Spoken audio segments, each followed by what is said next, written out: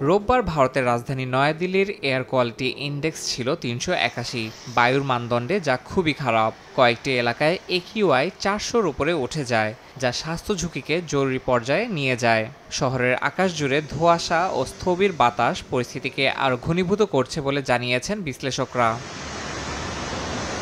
পরিবেশমন্ত্রী মানজিন্দর সিং সিরসা জানান, পুরো মহানগর জুড়ে যানবাহনের নির্গমন ও আশেপাশের শিল্পাঞ্চলের কার্যক্রম এখন কঠোর নজরদারির মধ্যে রয়েছে।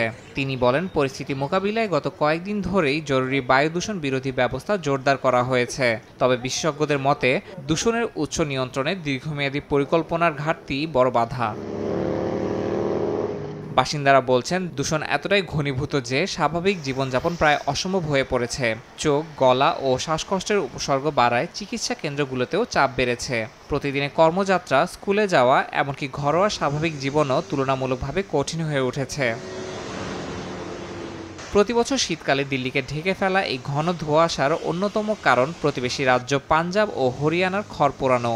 অবৈধভাবে ফসলের অবশিষ্টাংশ পোড়ানোর ধোঁয়া রাজধানীমুখী বাতাসে মিশে শহরকে ঢেকে ফেলে। ২০২৩ সালের এক গবেষণায় দেখা গেছে, দক্ষিণ এশিয়ার এই বায়ু দূষণের প্রভাবে মানুষের গড় আয়ু ৫ বছরের বেশি কমে যেতে পারে।